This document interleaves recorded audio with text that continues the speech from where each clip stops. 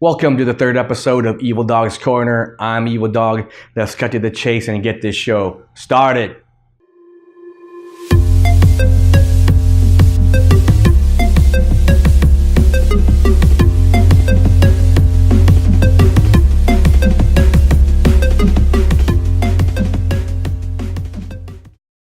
So welcome to the very first episode of the Life topic series. Now I know, Life series, it's as vague as shit. It can mean anything, right? But hey, I can guarantee you two things. We won't be discussing video games or cinema. So the Life topic series, I'm just going to be rambling on about what I find worthy of discussion or just things remotely interesting in this mundane life existence. It's that simple, people. So let's get to it. I'm a huge listener of the Joe Rogan Experience podcast. I've been listening to the podcast for I don't know how many years, 6 to 8 years, maybe even longer. I find him to be a pretty open-minded individual. Like, I don't really pay attention to the whole MMA or the Fear Factor stuff that he did. I find him more interesting as a comedian.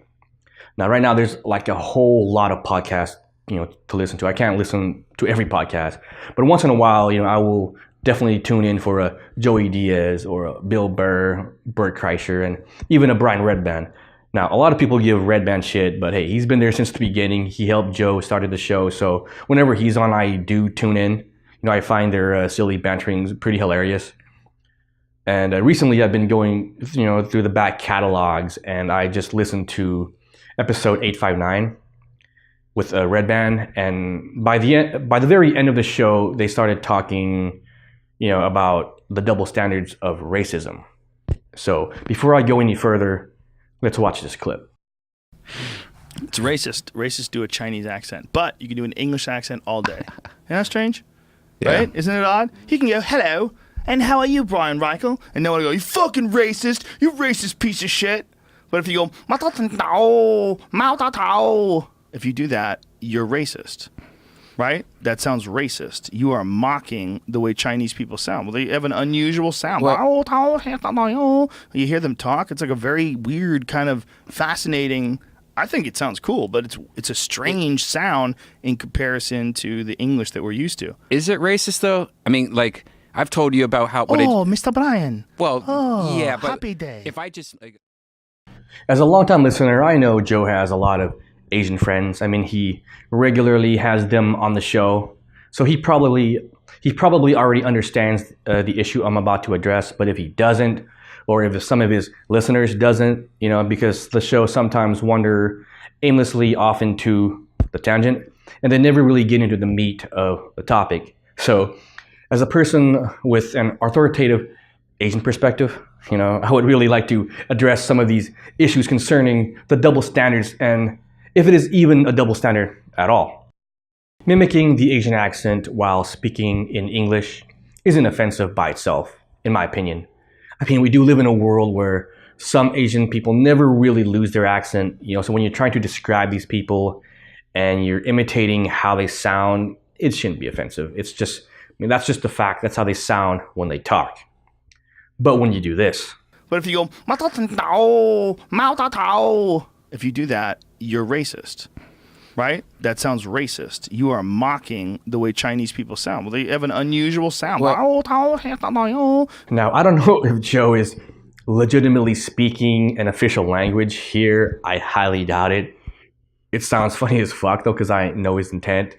But I don't know if it's Korean, Chinese, Japanese, Laotian, Thai, Vietnamese, or even Pig Latin. But if you can't tell the difference why one is offensive and the other isn't, well, let me enlighten you.